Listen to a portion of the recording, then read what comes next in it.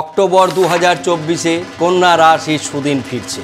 কন্যা রাশির সুদিন ফিরছে, এটা বহু দিন পরে আপনারা শুনছেন, কারণ কন্যা রাশিতে পরপর দুটি শুভ গ্রহের অবস্থান। আচার্য কুশ মুখার্জি অ্যাস্ট্রো পামিশ নিউমোরল সেন্টারের পক্ষ থেকে বলছি। কন্যা রাশির অধিপতি গ্রহ বুধ স্বক্ষেত্রে, সঙ্গে বন্ধু গ্রহ রবিকে নিয়েছে। কেতু হস্তা নক্ষত্রে থাকায় বুধের কোনো ক্ষতি করতে পারছে না, এগুলি আমরা আগেই বলেছি। সুতরাং যে সমস্ত কাজগুলির কন্যা রাশির আটকে ছিল, সব কিছুর সমাধানের পথ খুঁজে পাবেন অক্টোবর 2024-এ।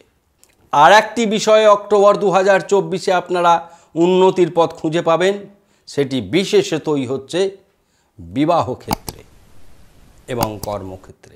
এই দুটি ক্ষেত্রে অস্বাভাবিকভাবে আপনাদের চোখে পড়ার মতন উন্নতি দেখা যাবে। আমরা অ্যাট এ গ্লান্স গোচর ভিত্তিক যে বিচার বিশ্লেষণ করি, সুতরাং 1 অক্টোবর 2024 সকাল 6টায় গ্রহদের অবস্থান বলবো। বৃষ রাশিতে বৃহস্পতি কোনো পাপ গ্রহের সঙ্গে নেই, এটি একটি শুভ অবস্থান। মঙ্গল একাই রয়েছে মিথুন রাশিতে। মঙ্গল একটি পাপ গ্রহ, তার সঙ্গে আর কোনো রকম পাপ গ্রহ বা শুভ গ্রহ নেই। চন্দ্রদেব তিনি রয়েছেন সিংহ রাশিতে, কন্যায় বুধ রবি কেতু, ত্রিগ্রহী রাজযোগ। আমরা বলবো ত্রিগ্রহী রাজযোগের শুভ ফল এই পুজোতে কেমন হতে পারে, আমাদের শর্ট সেকশনের ভিডিওতে সেটি দেখতে পাবেন। দুর্গার আশীর্বাদ পুষ্ট যে 3টি রাশি আছে, আর ত্রিগ্রহী রাজযোগের জন্য আরও বাকি 3টি রাশি, মোট 6টি রাশি এই পুজোর সময় অত্যন্ত সুন্দর থাকবেন। জাস্ট একটি ছোট্ট টোটকা বলবো, সেটি করবেন, বলে দেবো আমরা, শর্ট সেকশনে দেখতে পাবেন। শনিদেব রয়েছেন তার আনন্দ ক্ষেত্রেই, বক্রী অবস্থায় রয়েছে। রাহু রয়েছে মীন রাশিতে। গ্রহদের অবস্থান বললাম, আমরা অ্যাট এ গ্লান্স ভালো মন্দ শুরু করব।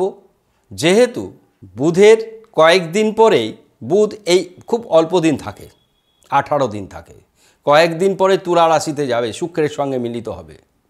শুক্রের সঙ্গে মিলিত হলে লক্ষ্মীনারায়ণ যোগ তৈরি করবে, আর্থিক স্থিতিশীলতা বজায় থাকবে। বিবাহ ক্ষেত্রে অনেক দূর পথ এগিয়ে যাবে, কর্মক্ষেত্রে চাকরি ক্ষেত্রে এগুলোই এগিয়ে যাবে। তাহলে কন্যা রাশির সমস্যা কোথায় হবে, উপকার হবে, সমস্যাও থাকবে। সেই সমস্যার সমাধান বলবো, সম্পূর্ণ ভিডিওটি দেখবেন। সমস্যাটা হচ্ছে ভাতা ভগ্নির ক্ষেত্রে অনেক বড় সমস্যা দেখা দেবে। সেই সমস্যা থেকে নিজেকে রক্ষা করতে হবে। গুপ্ত শত্রু দ্বারা ক্ষতি হওয়ার সম্ভাবনা প্রবল। গুপ্ত শত্রুকে চেনার চেষ্টা করতে হবে এবং প্রতিবাধান স্বরূপ মা বগলামুখীর বীজমন্ত্র করবেন, পারলে বগলামুখী কবচ পরিধান করবেন। অ্যাট এ গ্লান্স চলে আসুন, আমরা বলি যে কন্যা রাশির 12টি যে আমরা পয়েন্ট বলবো, এছাড়াও আরও 2টো পয়েন্ট বলবো, সেগুলি আপনাদের কেমন থাকছে সেটি বলছি। প্রথম, শরীর মন ভালো থাকবে।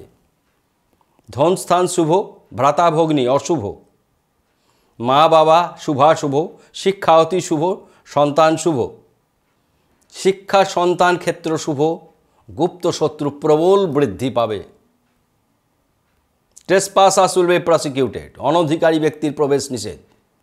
অনধিকারী ব্যক্তিকে আপনার জীবনে প্রবেশ করতে দেবেন না, তাদের কোনো ইন্টারফেয়ারেন্স নেবেন না, কোনো পরামর্শও নেবেন না, তাদের থেকে দূরে থাকুন। যেটুকু পরামর্শ গ্রহণ করবেন পরিবারের, নিজস্ব পরিবারের আপনজনের সঙ্গে আলোচনা করে।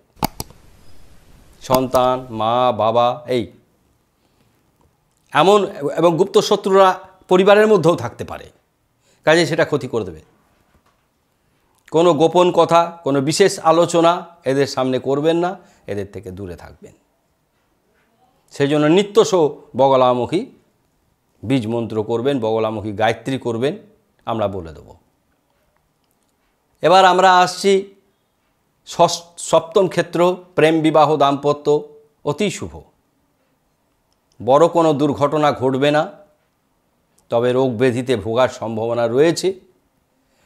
লোয়ার অ্যাবডোমেনের সমস্যা হতে পারে, কিছুটা লাংসে প্রবলেম হতে পারে, গলব্লাডার স্টোন হতে পারে, সার্ভাইকাল স্পন্ডেলাইটিস হতে পারে, লো ব্যাক পেন হতে পারে, অস্টিও আর্থ্রাইটিস হতে পারে, হাঁটুর ব্যথায় কষ্ট পেতে পারেন। এগুলি ব্যাধি সংক্রান্ত বিষয় বললাম। ভাগ্য শুভ, কর্ম অতি শুভ, সরকারি চাকরিতে অত্যন্ত শুভ সময় আপনাদের উপস্থিত হয়েছে।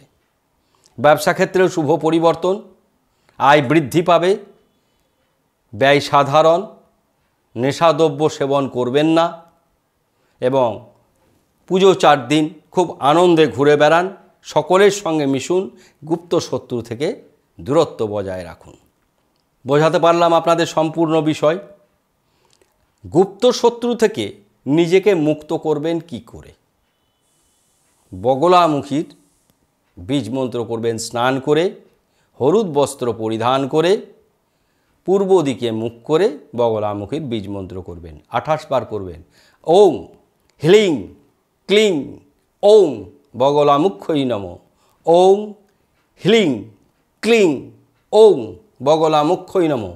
হ্লিং হয়ে লয়ে দীর্ঘ উনেশ্বর হ্লিং, ক্লিং কয়ে লয়ে দীর্ঘ উনেশ্বর ক্লিং। বারবার এটা শোনার জন্য, যদিও আমাদের আপনারা লেখা পাবেন ওপরে, ওং হ্লিং ক্লিং ওং বগলামুখ্যই নমঃ।